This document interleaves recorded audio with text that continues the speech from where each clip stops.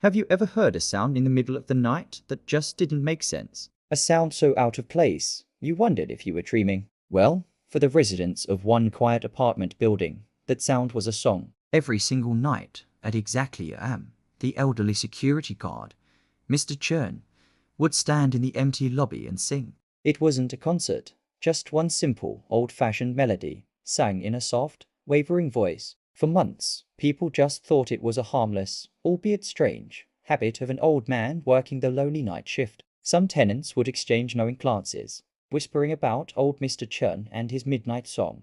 They figured it was just his way of passing the long, silent hours. It was a little peculiar, sure, but nobody thought much of it. It became part of the building's rhythm, a quirky little secret shared by those awake in the dead of night. But one night, a young tenant, a musician who often worked late, couldn't get the melody out of his head. It was so simple, yet it felt intentional. Driven by curiosity, he decided to stay up and record the song. He then sent the recording to a friend who specialized in music history and codes. He just had to know, was there more to this midnight serenade? The reply he received a few days later sent a shiver down his spine. The song wasn't just a random tune. It was an old, obscure lullaby from Mr. Chun's hometown.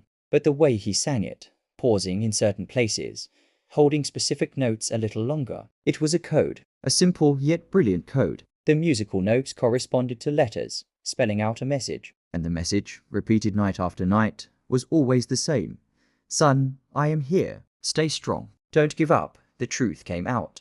Mr. Chun's son was working on a high-stakes, confidential project in a remote, isolated research station overseas. He had limited and monitored communication, but he had told his father one thing before he left.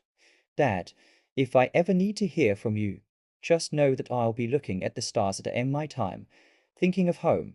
That time, AM at the research station, was exactly AM back in the city. Mr. Chen didn't have a smartphone or understand complex technology, but he had his voice, and he had a promise. He found a way to send his love and encouragement across thousands of miles, using nothing but a simple song. He knew his son couldn't reply, but he believed his message of hope was being received. His monotonous job, guarding an empty lobby, had become the most important stage in the world. It was his platform for broadcasting love. This story reminds us that passion isn't always about grand gestures or big stages. Sometimes it's a quiet, persistent flame burning in the most unexpected places. It's the drive to connect, to support, to love that finds a way, no matter the obstacles.